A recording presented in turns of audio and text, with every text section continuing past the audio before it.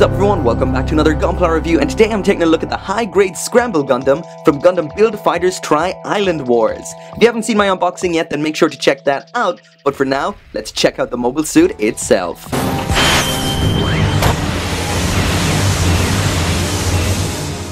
So there is what the Scramble Gundam looks like out of the box and snapped together, and this is definitely one big mashup of orange and white right here.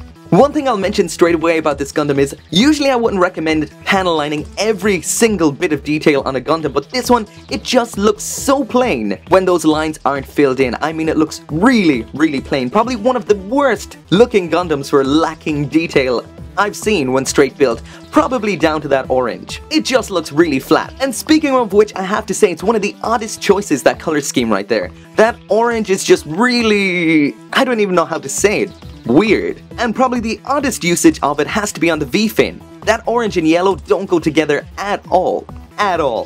The clear blue on its own looks fantastic, and I mean on its own. I guess with the white it looks cool too, but once jammed up against that orange, that was a bad decision. Not only is that rust orange a really odd choice, but segregating it all the way up to the top half and then down to the feet was an extremely weird choice. It looks so naked from the midsection down, just solid white. And I guess the worst aspect about the color is the fact that the design itself is pretty solid. I mean, what we've got here is essentially a mashup of the Zeta Gundam with some kind of Destiny aspects to it as well. And then sprinkled on top of that, we've got those cool clear parts that are reminiscent of the build burning. The design of the mobile suit itself, in my opinion, is a winner, but that color scheme, definitely not. As for foil seals, we've only got this small little sheet which are for the eyes, as well as these black sections which go on the thrusters.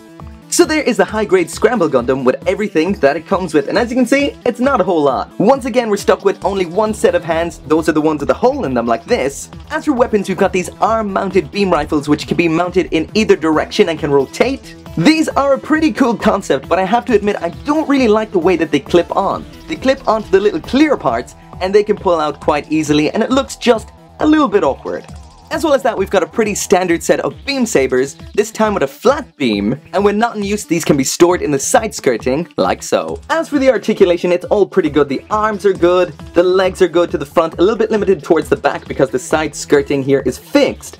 Out to the sides, really good. Sometimes stuff will fall off, but that's what happens. The waist not too bad either, front and back, side to side not much. The wings are pretty cool, however. You've got up, down, in and out. This section here can move independent to the rest of the wing, so the wings definitely have to be one of my favorite aspects of it. But all in all, with the articulation, no complaints here. So last up then is a transformation, or what they call a transformation. It doesn't look like there's a whole lot to it. Let's see, I think you're just meant to pull the arms in like this, pull up the wings, I think, then get the legs and kind of like pull them out of joint like that, like with a lot of flight forms. I don't know why they think this makes a mobile suit look like it's more in a flight form than anything else. Maybe it's just trying to disguise the legs a little bit. You then stick the upper half on backwards, again fairly standard for a transformation to flight mode. One of these beam rifles sticks onto the back here, I think. We have this little adapter for the other one, and I think that connects onto it like so,